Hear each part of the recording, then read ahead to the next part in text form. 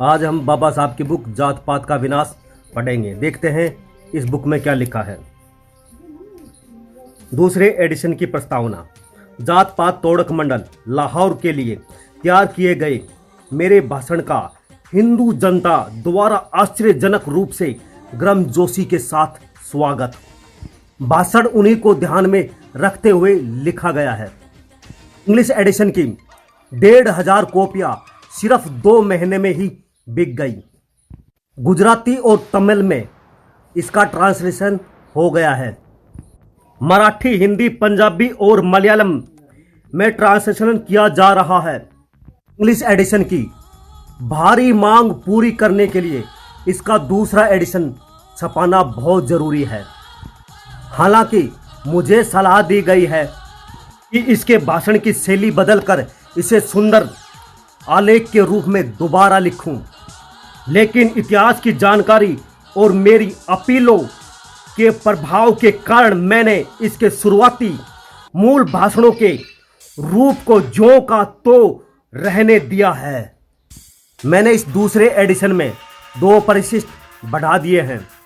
पहले परिशिष्ट में मैंने गांधी जी के 2 लेखों को रखा है जो मेरे भाषण पर उनके अंग्रेजी अखबार हरिजन में छपी उनकी टिप्पणियां तथा उनके द्वारा जात पात तोड़क मंडल के सदस्य माननीय शांताराम को लिखा पत्र है। दूसरे परिशिष्ट में मेरे विचार है जो मैंने पहले परिशिष्ट में छपे गांधी जी के लेखों के जवाब के रूप में तैयार किया है। गांधी जी के अलावा कई औरों ने भी भाषण में व्यक्त मेरे विचारों की आलोचना की है, लेकिन मैंने सोचा कि इन दूसरी विरोधी टिप्पणियों को ध्यान में रखने की बजाय मुझे सिर्फ गांधी तक ही अपने को सीमित रखना है और उन्हें ही जवाब देना है। यह मैंने इसलिए नहीं किया कि उन्होंने जो कुछ कहा है वह इतना वजनदार या इतना महत्वपूर्ण है कि उसका जवाब देना बहुत जरूरी है, बल्कि इसलिए कि बहुत सारे हिंदुओं के लिए वह एक मसीहा या अवतार की तरह माने जाते हैं, इतने महान कि उनकी बातों को देववाणी या धर्म वाक्य मानते हैं।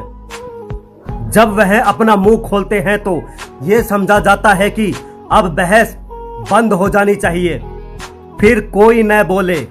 लेकिन दुनिया उन विरोधियों की बहुत कदर करती है, एहसानमंद है जो ऐसे मुखियाओं धर्माचार्यों के सामने वाद विवाद में तर्क रखने की हिम्मत रखते हैं और जोर देते हैं। वे महान कहे जाने वाले व्यक्ति ऐसे नहीं है कि उनसे कोई गलती या कोई चूक नहीं हो सकती। मैं ऐसे किसी भी श्रेय और किसी भी सम्मान की परवाह नहीं करता जो हर प्रगतिशील समाज में ऐसे विरोधियों को मिलना चाहिए।